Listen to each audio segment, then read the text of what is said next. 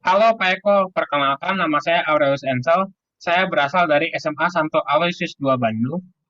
Dan nama saya Theodorus Yoganata, saya berasal dari SMA Santo Lucius Do Bandung. Pada kesempatan kali ini, kami akan mempresentasikan mengenai hasil praktikum mandiri kami mengenai generator tribu elektrik. Pertama, kita harus mengetahui generator itu sendiri. Jadi, generator itu merupakan suatu alat yang digunakan untuk menghasilkan tegangan listrik yang berasal dari energi mekanis. Kemudian generator itu pertama kali ditemukan oleh Charles F. Brush pada tahun 1878. Oke, triboelektrik. Triboelektrik sendiri merupakan suatu efek yang menyebabkan terciptanya tegangan listrik dengan cara melakukan kontak kepada dua benda lalu memutuskan kembali kontak tersebut. Kurang lebih seperti ini. Efek dari kontak fisik yang dilakukan kepada kedua benda ini adalah yang satu menjadi bermuatan positif karena melepaskan sebagian elektronnya, dan yang lainnya menjadi bermuatan negatif karena mengambil elektron tersebut dan menyimpannya setelah kontaknya terputus.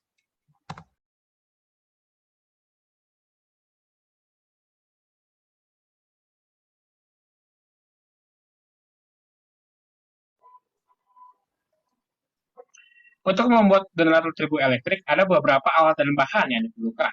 Yang pertama adalah kertas HPS dengan ketebalan 70 GSM. Yang kedua adalah kertas cover. Kemudian ada aluminium foil. Lalu ada lem PVAC atau lem Fox. Yang kelima adalah bubuk karbon aktif. Yang keenam adalah dioda dengan tipe 1N4148 sebanyak 4 buah.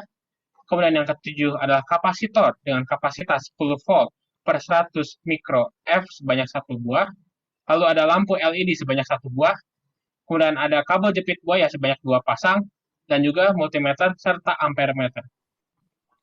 Oke, langkah-langkah pembuatan rangkaian generator triboelektrik sendiri seperti berikut. Yang pertama, langkah yang harus kita lakukan adalah alat dan bahan kita siapkan terlebih dahulu.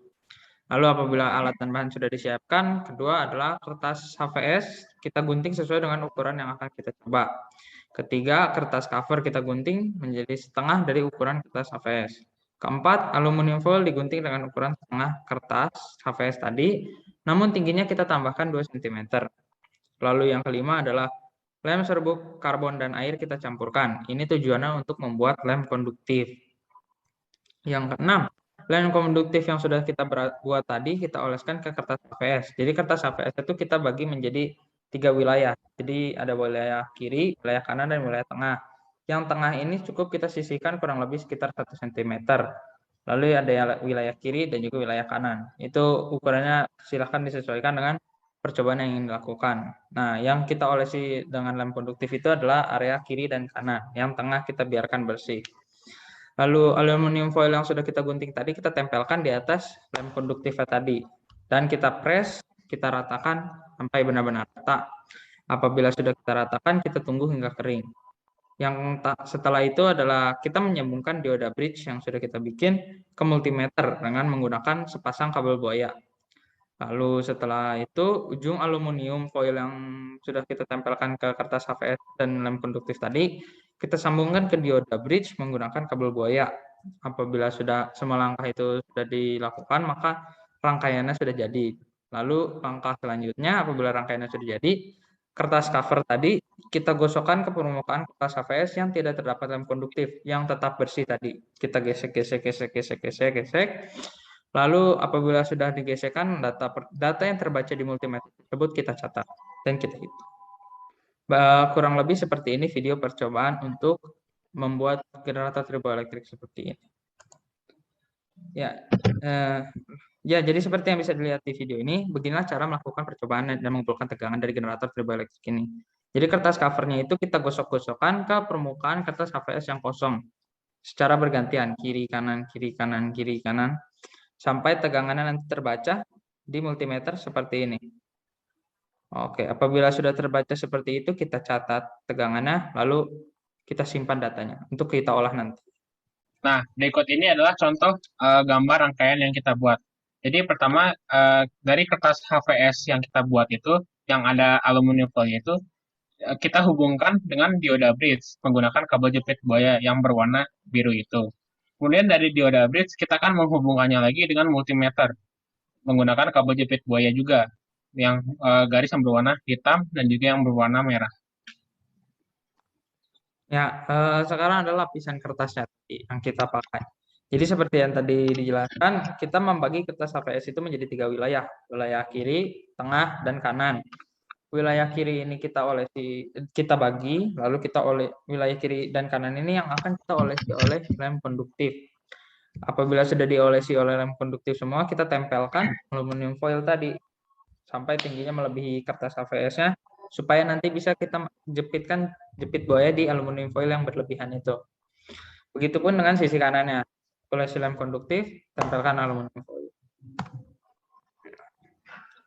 Ini adalah data percobaan yang kami lakukan yang paling membuktikan bahwa penggunaan lem konduktif itu sangat mempengaruhi dari hasil tegangan yang dihasilkan dalam generator itu sendiri.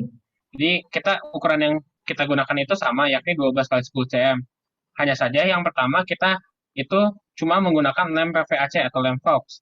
Sedangkan untuk yang kertas yang kedua itu kita menggunakan lem konduktif dengan komposisinya itu karbon itu sebanyak 0,71 gram, lalu ada lem PVAC-nya itu sebanyak 0,52 gram, dan juga air sebanyak 0,40 gram.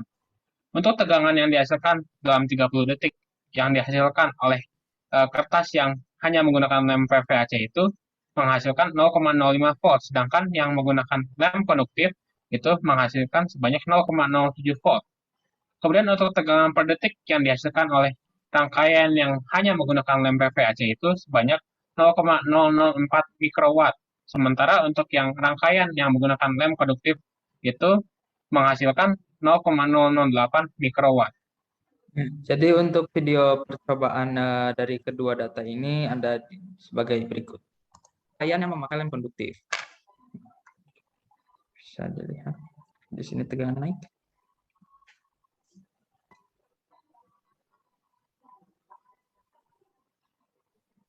Nah, tadi puncaknya ada di 0,08, namun di detik 30 itu ada di 0,07.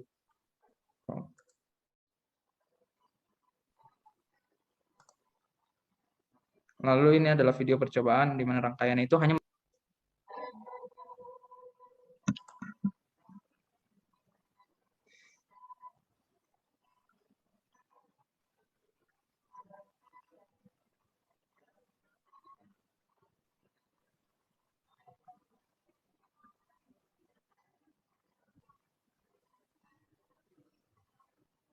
ya, bisa dilihat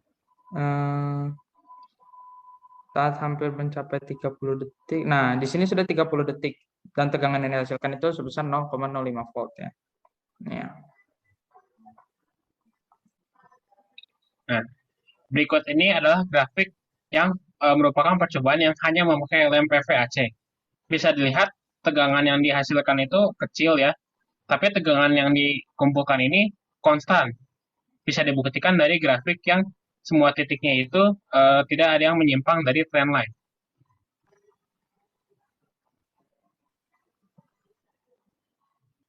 Kemudian untuk grafik berikutnya merupakan grafik rangkaian yang memakai lem konduktif tadi. Bisa dilihat tegangan yang dihasilkan itu tinggi, namun tegangan yang dikumpulkan itu kurang stabil. Bisa dilihat dari grafik di mana ada beberapa titik yang menyimpang dari trendline. Oke, ini adalah tabel percobaan 2 di mana data tabel ini merupakan data di mana tegangan yang dikumpulkan dalam 30 detik itu yang paling besar dari semua data percobaan yang kami lakukan, di mana spesifikasi data rangkaian tersebut adalah ukuran kertasnya sebesar 21,6 cm dikali 33 cm. Untuk penggunaan lem konduktif sendiri, kami di sini hanya menggunakan lem PVAC saja, tanpa menggunakan lem konduktif. Tegangan yang dihasilkan dalam 30 detik itu sebesar 2,54 volt, dan tegangan per detiknya sebesar 10,753 mikrowatt. Untuk video percobaannya ada sebagai berikut.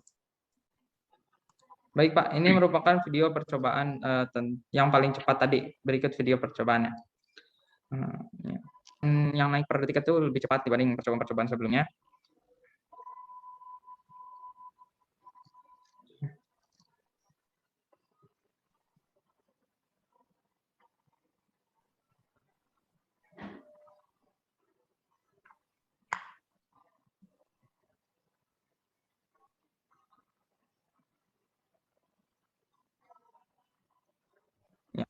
Tadi di 2,54 adalah tepat 30 detik detiknya. Jadi setelah kita menyimak video barusan, di sini saya membuat grafik percobaan di mana itu adalah di situ saya mencatat grafik kenaikan tegangan tiap 5 detik. Di mana bisa dilihat di sini bahwa grafiknya itu cukup stabil ya, di mana hanya ada satu titik yang melenceng dari trendline dan itu pun tidak melenceng terlalu jauh. Jadi dari membandingkan dua tabel ini saja kita bisa menemukan dua faktor yang mempengaruhi efisiensi dari generator turboelektrik sendiri dalam menghasilkan tegangan listrik. Faktor pertama adalah penggunaan lem konduktif, di mana dari tabel pertama tadi sudah bisa dilihat, dan faktor kedua ini adalah luas kertas, di mana dengan luas kertas yang lebih besar, walaupun tidak menggunakan lem konduktif, dapat menghasilkan tegangan listrik yang jauh lebih besar juga.